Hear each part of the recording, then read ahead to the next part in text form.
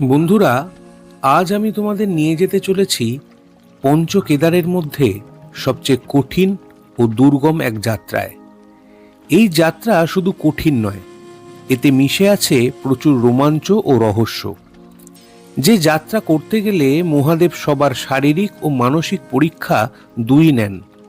কারণ এই যাত্রায় আমরা প্রত্যেক বাঁকে পাবো ভিন্ন স্বাদের প্রাকৃতিক সৌন্দর্য, যেমন খাড়াই পাহাড়, বিস্তৃত সবুজ বুগিয়াল, ঘন জঙ্গল আর জঙ্গলের মধ্যে দিয়ে বয়ে চলা খরস্রোতা নদী।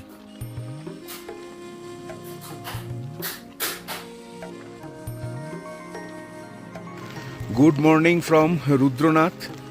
এইখানে ওয়েদারের অবস্থা এখন এইরকম, প্রচণ্ড খারাপ ওয়েদার। কালকে থেকে বৃষ্টি হচ্ছে, বৃষ্টির মধ্যেই আমরা বাবা রুদ্রনাথের আরতি দেখলাম।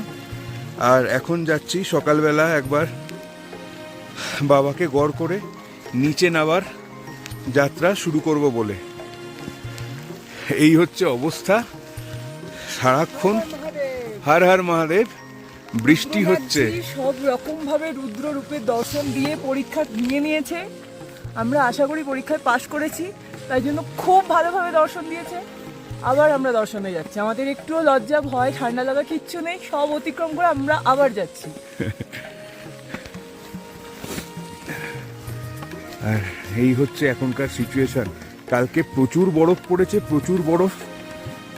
এখানে বলছে যে এইবারে অনেক তাড়াতাড়ি বরফ পড়ে গেল, জেনারেলি আরেকটু দেরিতে পড়ে। কালকে কোনো ছবি টবি কিছুই তুলতে পারিনি। আর এই দুর্যোগে যত তাড়াতাড়ি সম্ভব নেমে যাওয়াই ভালো। কালকে আমাদের পায়েতে এত ঠান্ডা লেগেছে বাবার মন্দিরে যে পা পুরো চোখড হয়ে গিয়েছিল, কোনো সেন্স পাচ্ছিলাম না পায়ে। আর সেই রকম লেভেলের বরফ। ওই যে ওটা হচ্ছে সূর্যকুণ্ড, এর মন্দিরের ব্যাক সাইডে আছে সরস্বতী কুণ্ড। তবে বাবার দর্শন হওয়ার পরে সব কষ্ট এক নিমেষে কোথায় চলে গেল। এই যে পুরো বরফ পড়ে গেছে চারিদিকে।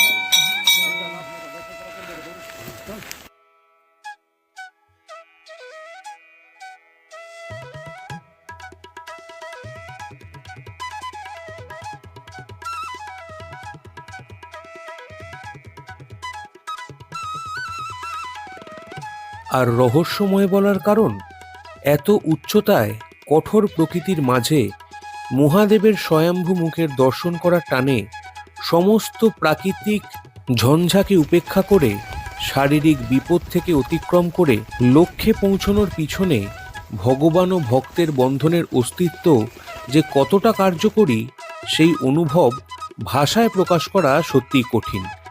তাহলে চলুন শুরু থেকে শুরু করা যাক। আমরা এখন রুদ্রনাথের যাত্রা শুরু করছি। এখন বাজে 7টা। হর হর মহাদেব। এই রুদ্রনাথে আগের বছর এসেছিলাম, কিন্তু কোনো কারণবশত যাত্রা আমরা করতে পারিনি।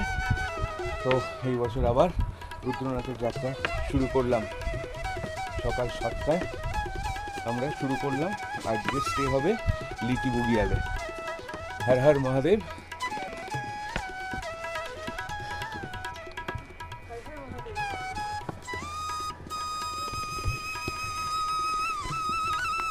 এইরকম খাড়াই রাস্তা রুদ্রনাথে, পুরো স্টোনের রাস্তা, আর এরকম খাড়াই। হাঁপিয়ে যাচ্ছে। এখনো আমাদের 21 কিলোমিটার জার্নি বাকি। আস্তে আস্তে চলতে থাকলে ঠিক পৌঁছে যাব। সব থেকে টাফ কেদার হলো রুদ্রনাথ, সেকেন্ড টাফেস্ট কেদার মধ্যমহেশ্বর, যেটা আমরা কমপ্লিট করে নিয়েছি অলরেডি।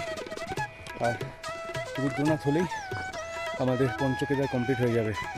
এই যে ওনারা উঠছেন এরকম স্টিপ রাস্তা, এইরকম দুর্গম রাস্তা আমরা আস্তে আস্তে এগোচ্ছি। প্রায় আমরা 1.5 কিলোমিটার কভার করলাম।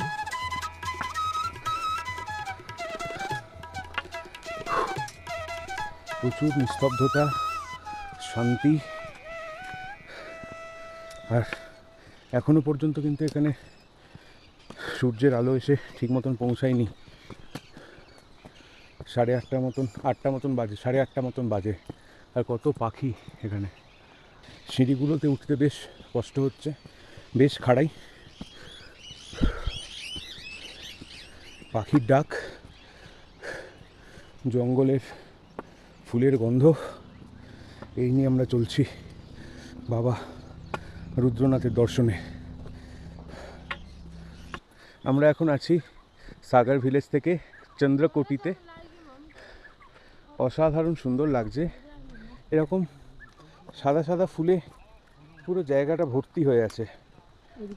এত সৌন্দর্য, মহাদেবের সব কটা জায়গা নৈসর্গিক সৌন্দর্যে ভরপুর। এইখানে আমাদের রেজিস্ট্রেশন চেক হলো, যারা অনলাইনে করে এনেছি যেমন আমরা, আমাদের চেক হলো। আর যারা করেননি তাদের অফলাইনে রেজিস্ট্রেশন হলো। এটা হচ্ছে চন্দ্রকোটি চড়িধারেতে ফরেস্টের রেজিস্ট্রেশনের জন্য 200 টাকা করে নেয়, আর আমাদের অনলাইনেও নিয়েছিল। এখনও পর্যন্ত 160 জন কিন্তু ওপরে চলে গেছে। আমরা এখানে রেজিস্ট্রেশন করি, এবার আস্তে আস্তে উঠব। চন্দ্রকোটির পর থেকে রাস্তাটা বেশ স্টিফ, এরকম সিঁড়ি করা আছে। আমরা আস্তে আস্তে উঠছি। এই যে এই রাস্তা দিয়ে এলাম, এই রাস্তা দিয়ে যেতে হবে, তারপরে ওইরকমভাবে উঠতে হবে। এই পোর্শনটা এখনো পর্যন্ত আমাদের কাছে একটু স্টিফ মনে হয়েছে। এর 3 কিলোমিটার পরে আছে হচ্ছে পুং বুগিয়াল, যেখানে আমরা ব্রেকফাস্টের জন্য দাঁড়াবো।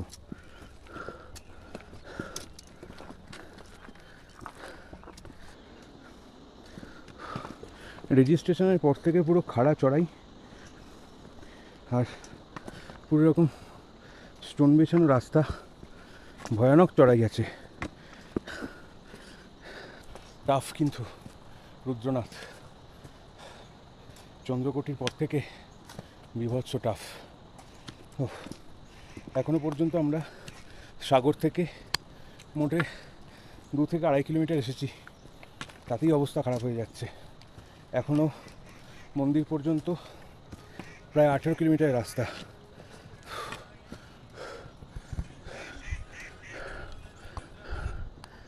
পুং বুগিয়াল থেকে প্রায় 2 কিলোমিটার দূরে আছি, আর রাস্তা কিন্তু একটু স্লিপারি হয়েছে। এই দেখুন কতটা স্টিফ রাস্তা। এরপরে কিন্তু আরও স্টিফ হবে পুং বুগিয়াল থেকে। তো যদি রুদ্রনাথ আসেন তাহলে সেই রকমভাবে মানসিক প্রস্তুতি নিয়ে আসবেন। আসার আগে বেশ কিছুদিন হাঁটার অভ্যাস এবং পায়ের এক্সারসাইজ করা খুব দরকারি। আমরা এখন পুং বুগিয়ালে চলে এসেছি, আর একটুখানি 100 থেকে 200 মিটার হবে। পুং বুগিয়ালে আমরা ব্রেকফাস্ট করব। এখন বাজে 9:45, 7টায় ট্রেকিং স্টার্ট করেছি। তো মোটামুটি দাঁড়িয়ে রেস্ট নিয়ে আমরা পৌঁছে গেলাম 3 ঘন্টার মধ্যে পুং বুগিয়ালে। ব্যাকগ্রাউন্ডে একদম সুন্দর পাহাড়, আর এই হচ্ছে পুং বুগিয়াল। আমরা একটা পাড়াও কমপ্লিট করে ফেললাম। পুং বুগিয়াল ইচ্ছা, হ্যাঁ, এরকম শরীর নিয়ে প্রায় 12-15 দিন ওম পর্বত, আদি কৈলাস, পঞ্চচল্লী কমপ্লিট করার পর সবচেয়ে টাফেস্ট কেদার, তার ট্রেকিংয়ের ফার্স্ট স্টেপটা কমপ্লিট করেছি। সবই তার ইচ্ছা। হর হর মহাদেব। আমরা এখন আছি পুং বুগিয়ালে। সুন্দর প্রাকৃতিক পরিবেশ, এইখানেই আপনি লাস্ট খাবার পাবেন, তারপরে একদম আজকে আমরা যেখানে থাকবো লুইটি বুগিয়ালে একদম গিয়ে খাবার পাবেন। এই হচ্ছে পুং বুগিয়াল।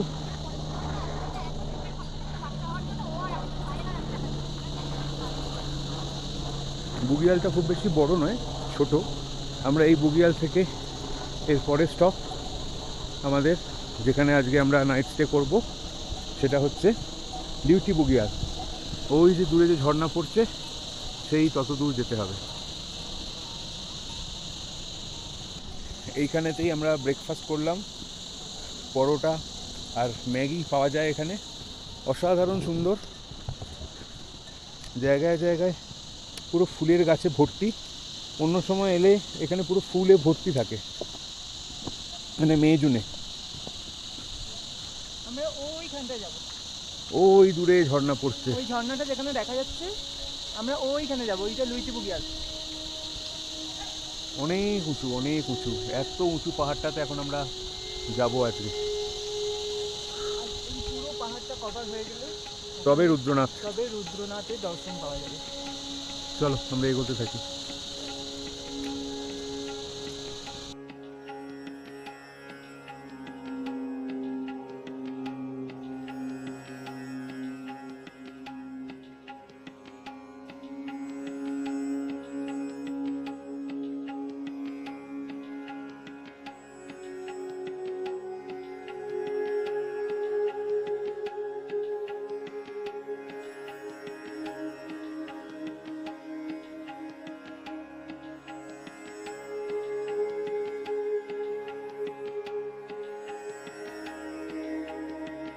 এখনো কিন্তু আমাদের অনেকটা রাস্তা পাড়ি দিতে হবে। হর হর মহাদেব।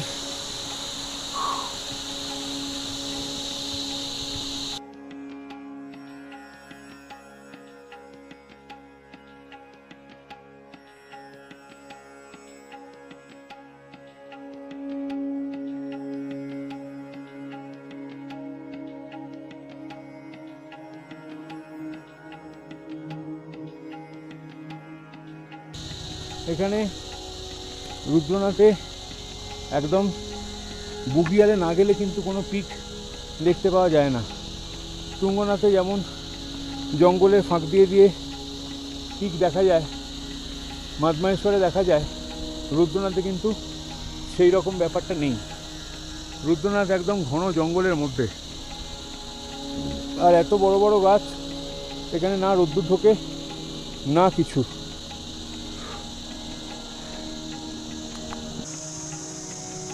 আমরা এখন যে জায়গাটায় দাঁড়িয়ে আছি ওইখান থেকে আর 4 কিলোমিটারে কোনো জল পাবেন না। এইটাই একমাত্র একটা জলের সোর্স। এই যে জল পড়ছে, ওখানে লেখা আছে। এইখান থেকে কিন্তু আর জল পাবেন না আপ টু ওপরে 4 কিলোমিটার। তো এইখান থেকে অবশ্যই জল কিন্তু ভরে নিতে হবে।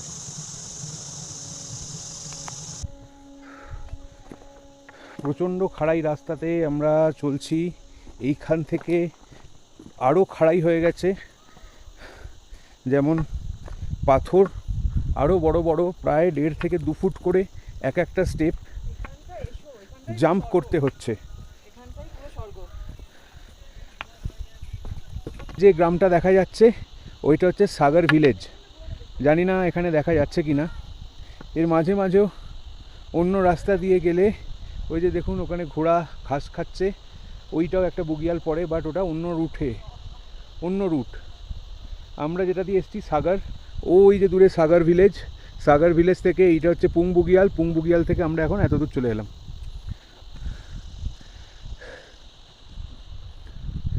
তারপরে এরকম সোজা খাড়াই রাস্তা উঠে গেছে একদম উপরে।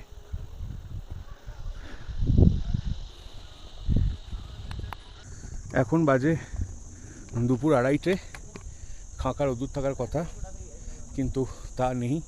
রুদ্রনাথে পুরো মেঘে ভরে যাচ্ছে আস্তে আস্তে ওপরটা, আর সেই রকম খাড়াই রাস্তা, বাপরে বাপ। এই যে পুরো মেঘ হয়ে আসছে, জানি না বৃষ্টি আসবে কি না। আমি তো প্রার্থনা করছি যেন বৃষ্টি না আসে, না আবার রেনকোট পরো, এর মাঝে রাস্তা স্লিপারি হয়ে যাবে। আরও মুশকিলে পড়বো তখন। তো বৃষ্টি আসার আগে অন্তত আমরা আমাদের আজকে যে কি বলে ওটাকে গন্তব্য লিটি বুগিয়াল সেইখানে পৌঁছে যাওয়ার চেষ্টা করব। পুরো মেঘ হয়ে যাচ্ছে, আর এবার মনে হয় মেঘের ভেতর দিয়েই আমাদেরকে যেতে হবে। এই হচ্ছে রাস্তা। আমরা এখানে টেন্ট বুক করেছি, পার্সোনাল টেন্ট মানে একটা ছোট টেন্ট, দুজন থাকা যাবে। না হলে বড় টেন্টে শেয়ারিংয়ে 1000 টাকা করে, মানে 2000 টাকা লাগবে। আর পার্সোনাল টেন্ট মানে যেগুলো ডিক্যাথলনের সিঙ্গেল টেন্ট হয় সেইগুলোতে থাকতে গেলে লাগছে হচ্ছে 2500 টাকা। কিন্তু ব্যাপারটা হচ্ছে ওয়াশরুমটা কিন্তু কমনই, তো ওয়াশরুমের সমস্যা এখানে একটা আছেই। এবারে ভিড়ও অনেক বেশি হয়েছে, তো সেই হেতু মন্দিরের ওখানে রুম পাওয়া একটু মুশকিল। মানে মেনলি ওয়াশরুমটা কীরকম থাকবে। এই যে মেঘগুলো প্রচণ্ড জোরে উড়ে উড়ে চলে যাচ্ছে ওপর দিকে, আমরাও যাব ওপর দিকে।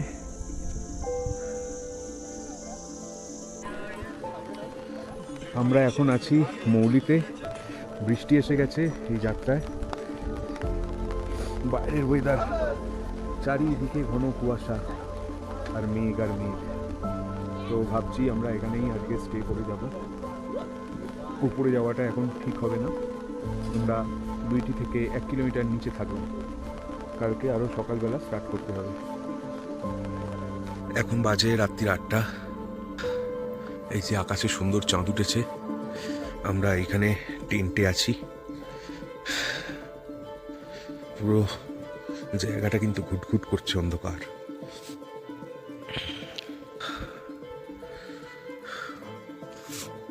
চাঁদ কিন্তু খুব সুন্দর করে উঠেছে, বেশ ভালোই দেখা যাচ্ছে, বাট মোবাইলে অতটা ভালো আসছে না। আমরা দুজনে একটা সিঙ্গেল টেন্টে আছি। টেন্টের ভেতরে গিয়ে দেখাচ্ছি টেন্টের পরিস্থিতি এখন কীরকম। আজকে আমাদের এই টেন্টে ছোট্ট সংসার, ওই যে লাইট জ্বলছে, আর এইসব অবস্থা, পুরো মাথা ফাতা ডেকে শুয়ে পড়েছে। আমি এখন শোবো। টেন্টের মধ্যে বসে আছি এখন।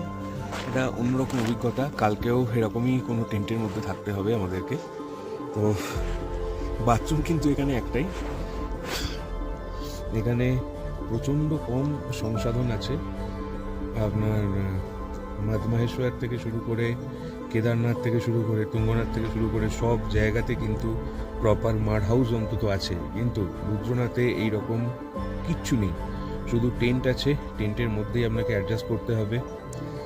আর খাবার দাবার মানে একদম নর্মাল খাবার দাবার। আমরা এখন যেমন খেলাম হচ্ছে রুটি আর ডাল।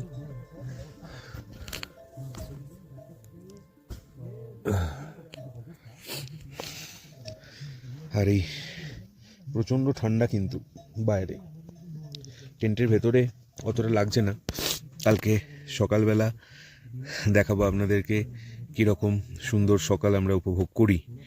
আর বাথরুমের অবস্থা কিন্তু খুবই খারাপ, একটাই এখানে টয়লেট টেন্ট আছে, তারও অবস্থা মানে খুব একটা ভালো নয়। তো এইগুলো ভাবনা চিন্তা করেই কিন্তু রুদ্রনাথ ট্রেকে আসতে হবে। তো আজকের মতো গুড নাইট, কালকে সকালবেলা দেখা হচ্ছে। আমরা এখান থেকে পরিকল্পনা করেছি যে 5:30 বা 5:30, ম্যাক্সিমাম 6টার মধ্যে আমরা এখান থেকে বেরোবো এবং রুদ্রনাথ মন্দিরের উদ্দেশ্যে যাত্রা আমরা শুরু করব আর কি 6টার সময়। এরপরে বাকি থাকছে মোটামুটি 10 কিলোমিটারের মতো। আমরা টার্গেট নিয়ে চলবো যাতে আমরা 5টার মধ্যে পৌঁছাতে পারি, কেননা 6টার সময় ওখানে সন্ধ্যারতি হয়। তো দেখা যাক কতটা আমরা সাকসেসফুল হই। আজকের মতো সবাইকে গুড নাইট।